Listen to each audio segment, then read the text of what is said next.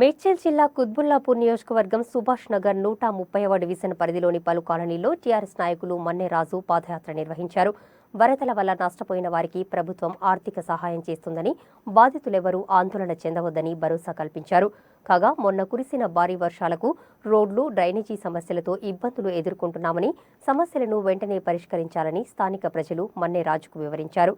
ఈ సమస్యలపై వెంటనే సంబంధిత అధికారుల దృష్టికి తీసుకెళ్లి వాటి పరిష్కారానికి కృషి చేస్తారని హామీ ఇచ్చారు. కార్యక్రమంలో స్థానిక వార్డు కమిటీ సభ్యులు వెంకట్, స్వామి, అశోక్, దేవమ్మ తదితరులు పాల్గొన్నారు.